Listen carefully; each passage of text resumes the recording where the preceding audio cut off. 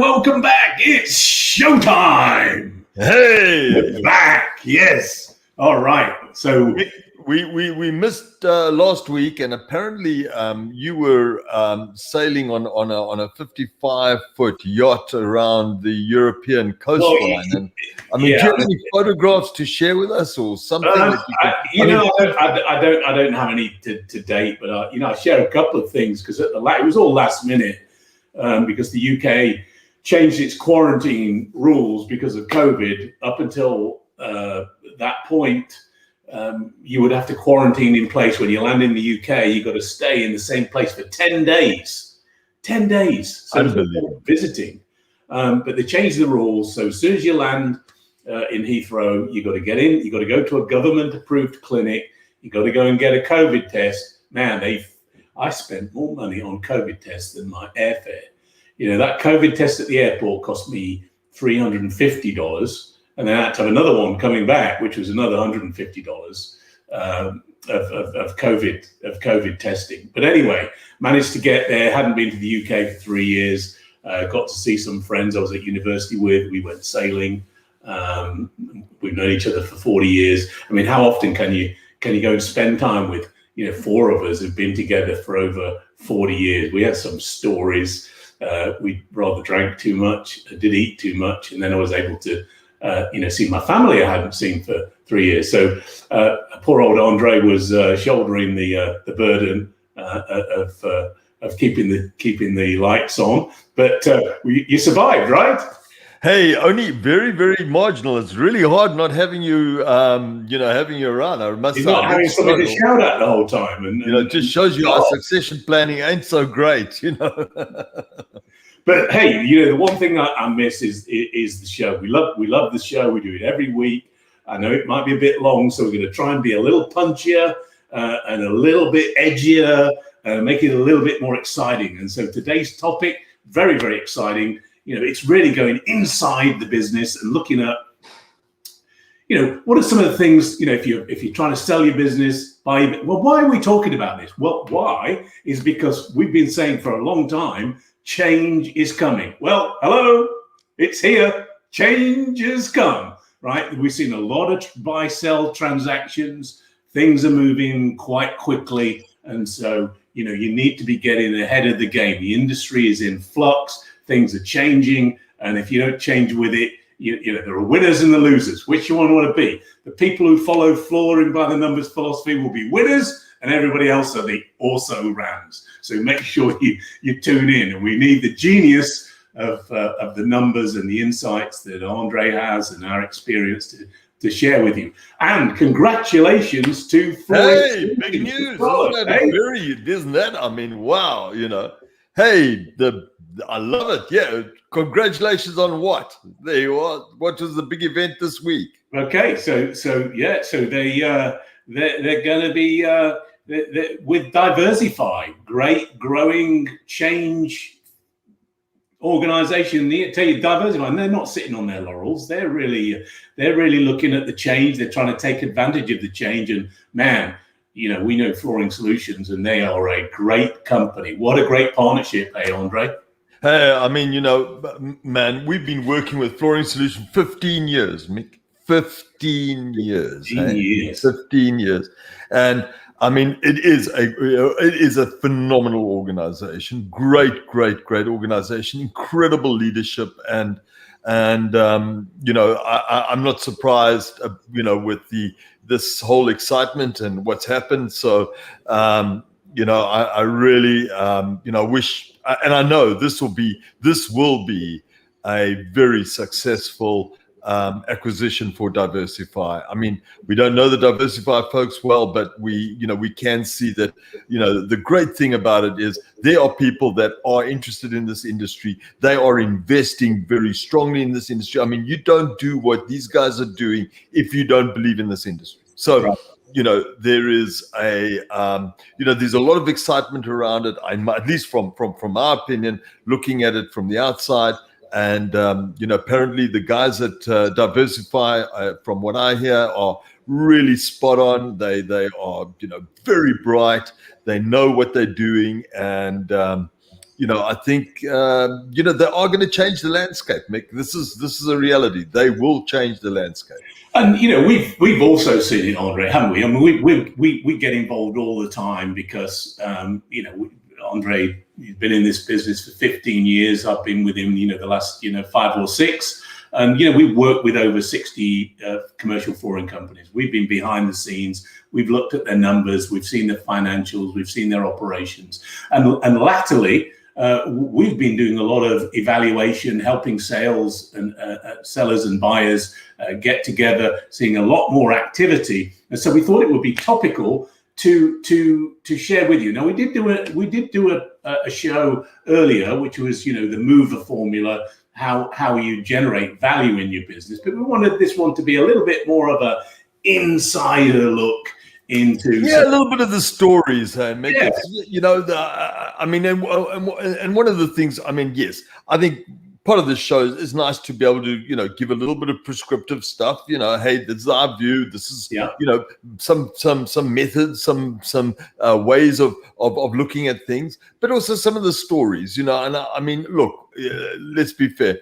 It's difficult to tell a story where you can't exactly tell who the characters are. You know what I'm saying? So that makes the story a little bit difficult. But part of that is to help people just sort of the whole thing about creating and we're talking about buying and selling, but there's a journey towards when you're going to buy and sell, and there's often to me, buy and sell is transition. Sometimes it's about letting go, essentially. And it's like your children. I'm going through this right now. My children want to get out. You know what I mean? And I'm holding on so tight. No, but you can't. This sort of thing. And it's no big difference from letting your business go. The fact that you're getting money for it. Okay, that's one thing. But it's all those things. Could I have done this better? Could I have done this? Should I do this? All of those sort of emotional contexts that come into play that we don't really talk about much, and come on, share a story or two. Right. So one of the things that we've been finding, we're involved now with 3 organizations. Hey, so you can just see the level of activity. 3 organizations that we're involved with. So, and Mick, for everybody to us, we normally involved in total with maybe 15 to 20 organizations at any one point in time at different levels of activity, right? Okay. And already inside there, 3 of these organizations are either buying or selling. And one of the things that we also want to talk about is, the story about people when they have their organization and the way that they prepare to ultimately create value. And a lot of that is what we're seeing is these tuck-in deals. You know what I mean, Mick, where I am a certain size. I know, especially like with the various associates, they know people, and sometimes a great way to create value is a bit of a tuck-in deal, where what it gives is maybe a slightly different location that I can expand my market. For example, it gives a certain type of business that I traditionally haven't done, but I know I am very capable with, you know what I mean? So, it could be, a business that does a lot of work in, let's call it, the common area of high rises and that type of thing, those multifamily type environments, etc. So, and one of the things that we've understood is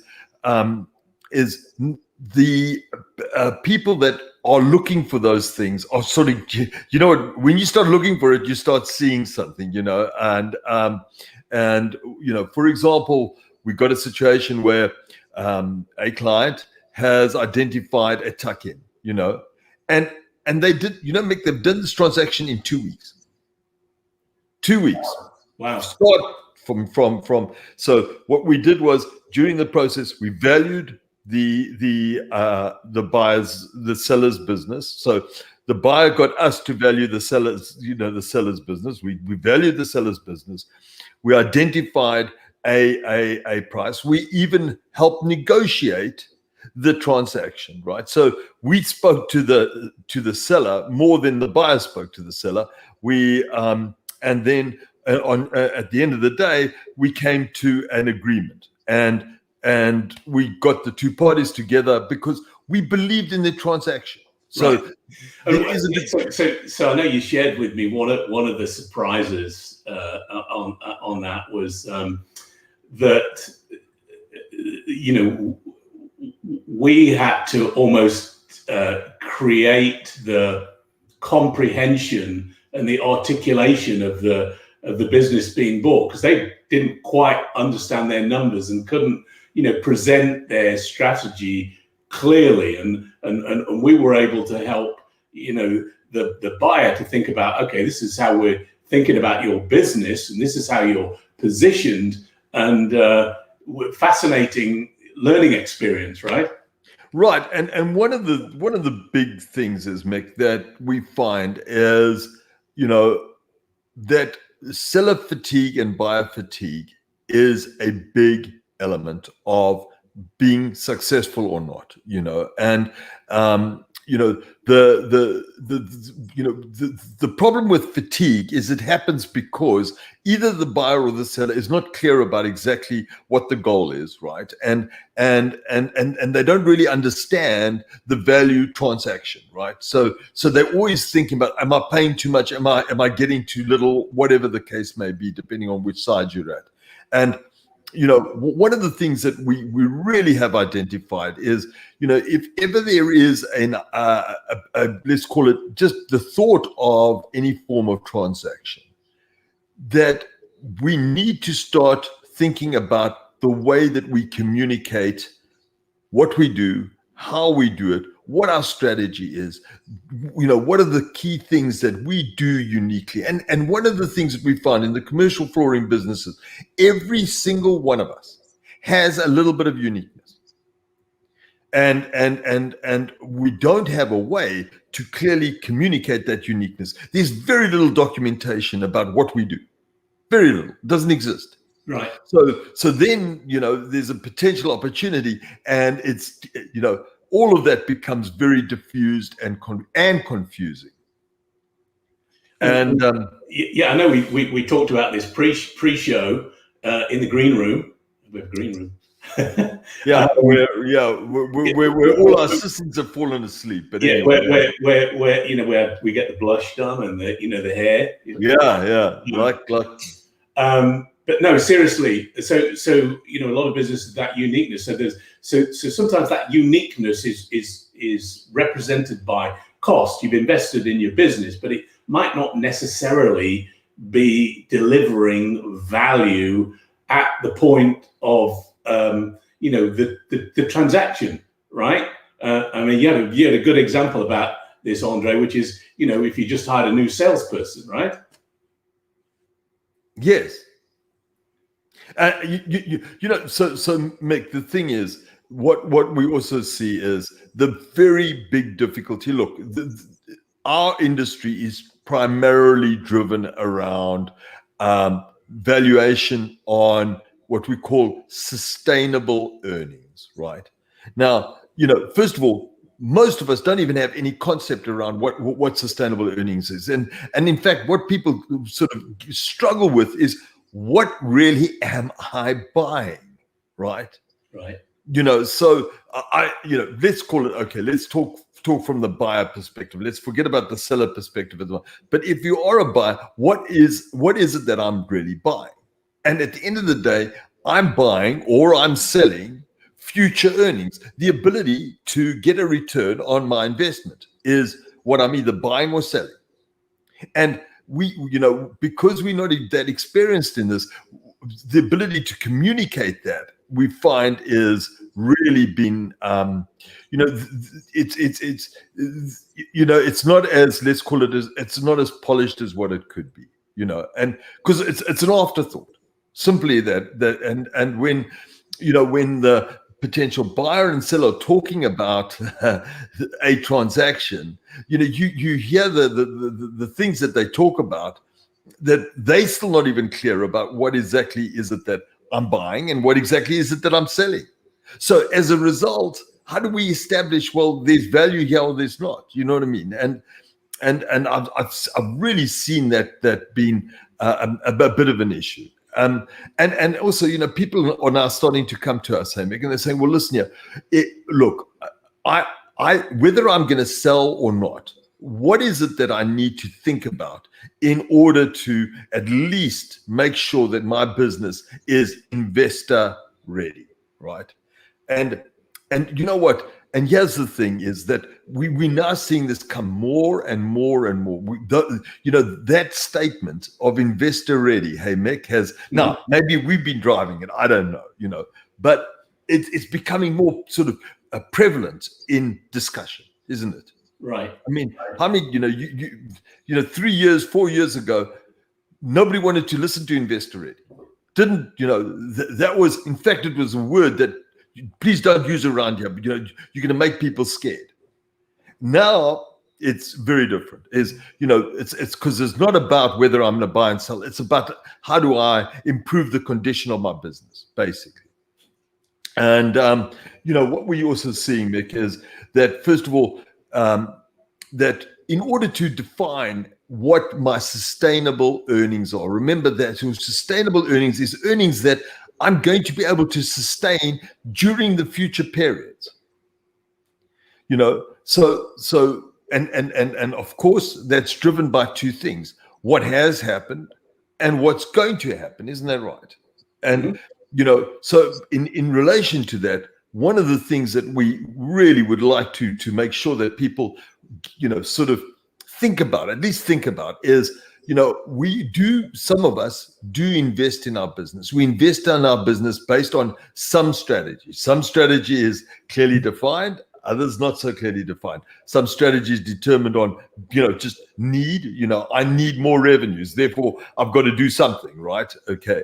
And what we're seeing is that we invest and we are not clear about that investment and how that relates to our ability to at least communicate sustainable earnings. So when I talk about investment, we incur costs today, hey Mick, right? And the result of those costs are for future revenue.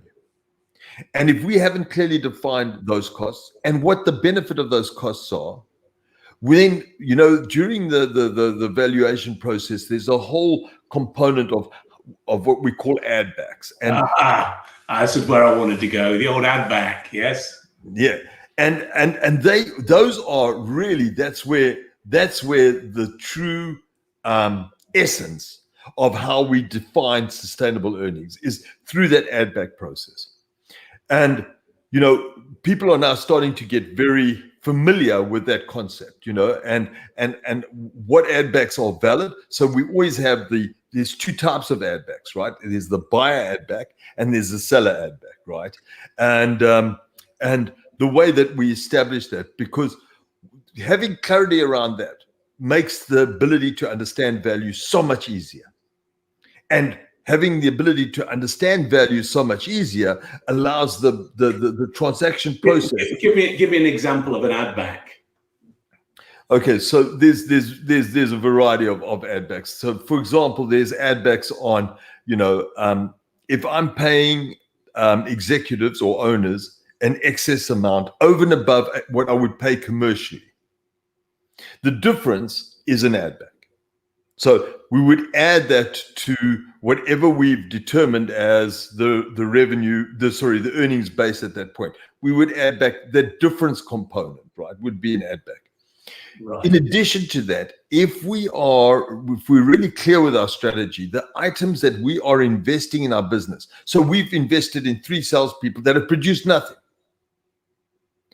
Those investments could be considered to be add backs, based on clear strategy, based on everybody, the whole table, understanding, yes, that is an investment that's been made now, and it's been made for the right reasons, the right people, etc., for the future. So, right.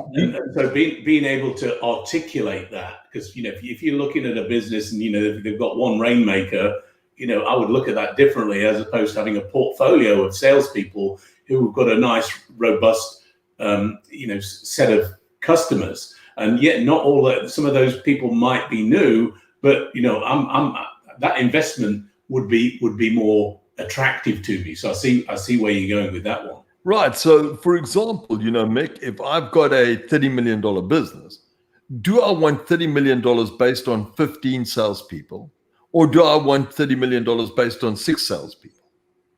Or even 2. Or 2. Yeah, we've seen that. What happens if one of those people leave? I mean, it's so yeah. Right, and then comes the whole one of the things that we've spoken about this a lot, Mick, and what we found is the more we talk about something, the more sort of gravity it creates around it. And we were having this conversation around with actually the buyers and sellers were on the table, and they said, well, you guys help these businesses create value, don't you? He said, do you have a methodology? Do you have a way that you do this damn stuff? And we said, of course we do. And we said, it was driven around exactly that point. How do we create value in an organization? And obviously, and really, if you think about it, Mick, those 4 Ps that we use every day. The 4 Ps, we probably talked about it before, but when we look at a business, we see 4 Ps that help us evaluate the robustness, the capability, the ability of the business to adapt. And those 4 Ps are, firstly, portfolio. What kind of business, what kind of customers do we attract? Process. Do we have good disciplined processes around lead generation, customer management, project management, account management, receivable management? So good processes. Then, the people who then have to operate within those processes. What's their capability?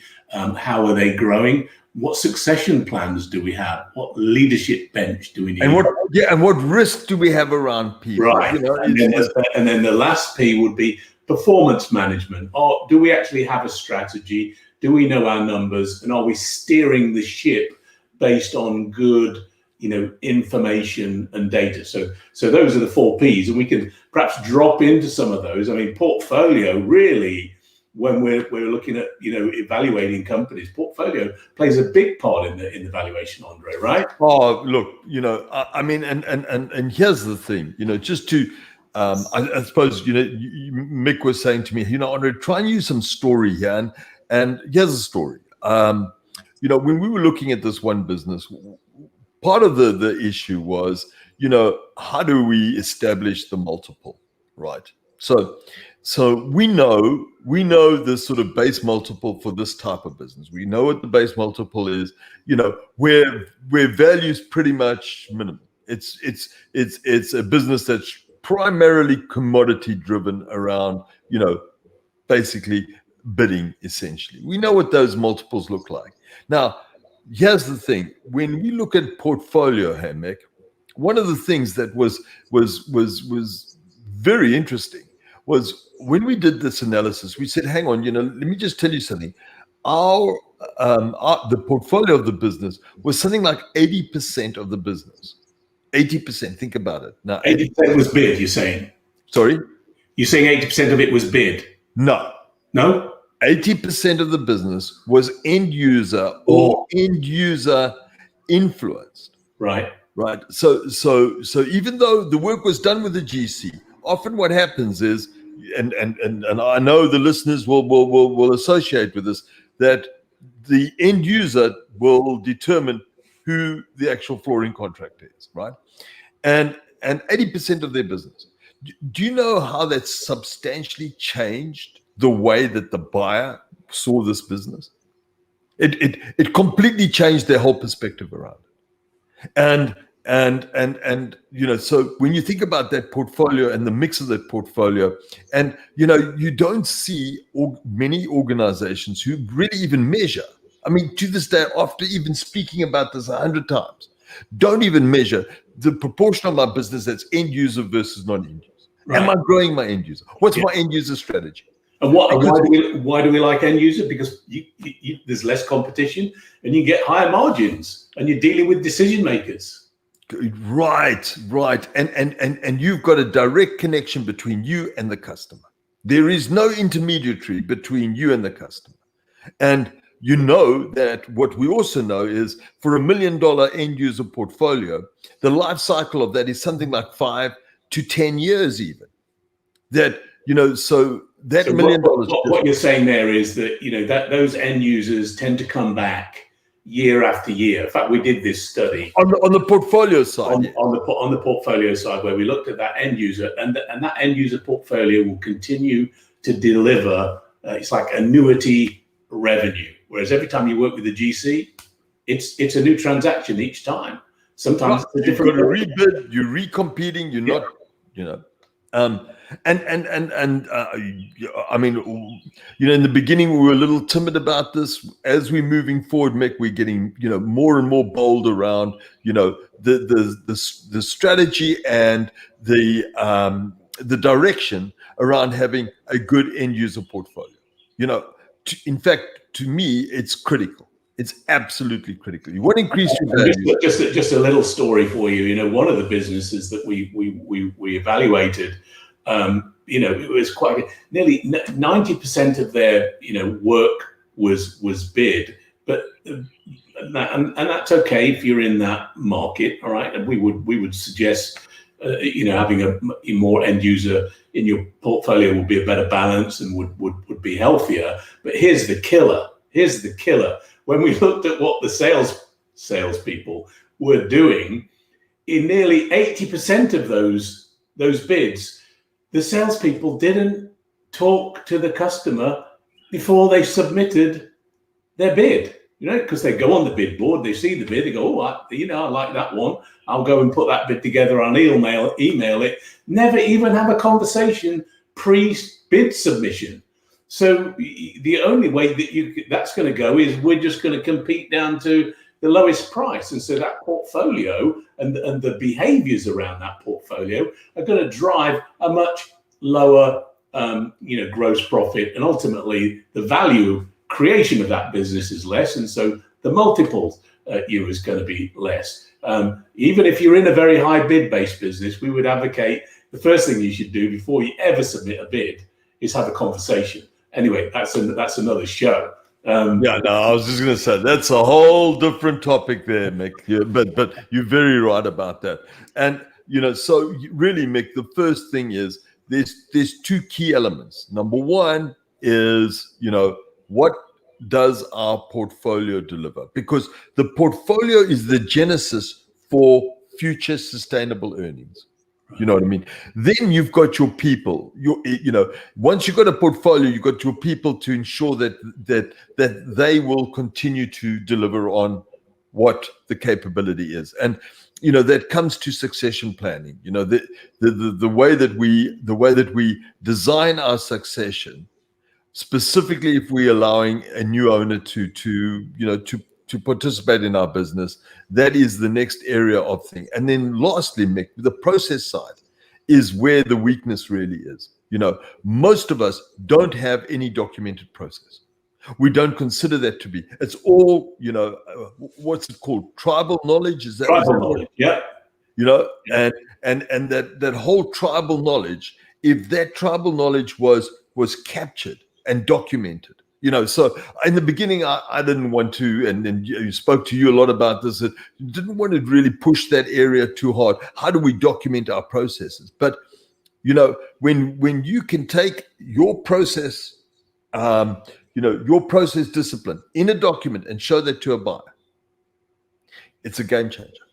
And, as you know, you've learned where, Andre and I's strengths kind of complement each other. I do a lot more, on the sales side, and often there will be no documented sales process. You've got very competent people who are bringing in great business. So we know it's working, but here's the problem is when you want to grow and you want to bring in a new salesperson, how do you train them? Where do they start? You can't wait. The best rainmakers took 20 years to become a rainmaker. You don't have 20 years to get the next salesperson up to speed. You want to be able to say, hey, go and see Joe. He brings in 8 million every year. Just go watch him. Well, it's very difficult to discern, but if you've documented the sales process and you have an induction for that salesperson, you can get them up to speed and up to contribution so much more quickly. That's why the process element is so powerful when you're selling your business. If you can explain, right, we can now scale our business because we can put people into this. They've got clear roles and responsibilities. We've got a journey for them. That's huge. It is so significant and so seductive for any buyer. It really is, because often even the buyer doesn't have that capability. You know what I mean? And what the buyer sees is, whoa, if you're good at that, you can take some of this and put it into my own business. And often what I'm seeing now is where the buyers are looking for, these unique advantages. It might be an area of customers. It might be an area of capability. It might even be, here's the other thing is, what we don't document, Mick, is our subcontractors. The way that we have relationships with those subcontractors, the way that we work with them to drive that experience of the end project. So there is so many areas that we can really have, that we can communicate, but they've got to be documented. We need. It is getting to the stage where we got to have these things documented if we're serious about this. All right, so Andre, before we got on the show, guys, I know you're all busy, and we thought the show's going for an hour and it's probably a bit long. We've done 30 minutes. We're trying to be a little punchy, give you some edgy insights. I know we've covered portfolio, we've covered people, we've covered process. Anything that you would share on the performance management P for our audience, Andre?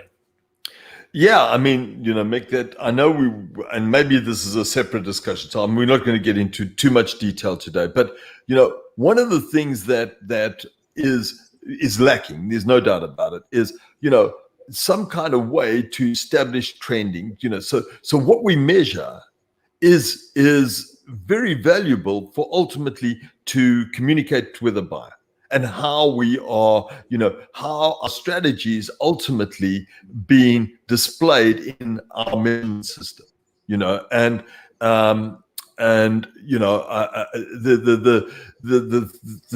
problem is, if we don't measure it, we don't have that data, and without that data, we are missing out on significant opportunity to identify value. So, your performance measurement system, I think, is a very, very important part of creating value. Right. And one of our regular viewers, Carol, the elevator lady, my favorite way to sell is direct. Oh, Carol, absolutely. I wish you could take your magic dust and sprinkle it, across more people, because that's what we've been advocating. Selling directly is a very powerful way of being competitive, of getting clients with annuity revenue, of building long-term relationships, getting paid more quickly, and that's why we developed our end user sales course, which you can get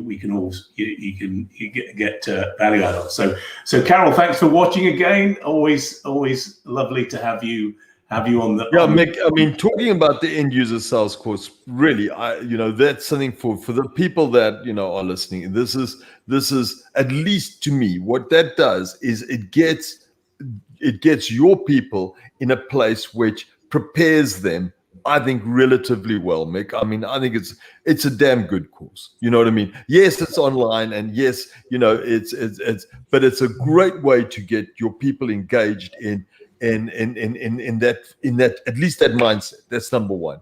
And number two, guys, what we do is we help you with your with establishing value. If you're thinking about what is my what is the value of my business today, we do that. We can do that for you. We're not professional valuers, but you can take that valuation to a professional valuer if you really want to. and your certified valuer if you really want to. So you're hiding your light under a bushel, Andre. His and this is really Andre's gift. He can look at your numbers, and it can tell you what your business is worth from a very objective basis. It's quick, it's rapid, it doesn't take a long time. But more importantly, he will give you 4 or 5 things practical things that you can work on that will materially change the value of your business. You shouldn't miss out on that opportunity. And I just put into the headline at the bottom of the screen there, if you want to contact with us on end user sales or business valuation, you can find my calendar, chat with me, go to speaktomick.com. Sometimes it's a bit clunky and says there's a security error. I don't know why it does that, but just go with it and it'll take you to my calendar. Or you can call us, directly. My number is 704-904-0994. We love to help you, and we know that we can help you make more money and create longer term value. So yeah, we're 35 minutes in, Andre. I know we wanted to be a little punchy. Hopefully you've got some insights. Look, main message: change. We've been saying it's coming. It's here. You got to adapt. There's opportunities for you to grow, invest, but get your business into a good shape to take advantage of the winds of change, and you'll be a winner rather than a loser. And if you want to grow your business, end user sales course. If you want to increase your value, we can come and help you do that. So I've enjoyed being back on the show, and love the fact that you've watched. If you're watching on the recording, thank you. And every week we'll be here. Andre? All the best, guys. Thank you so much. All right. Thanks, everybody. Bye-bye.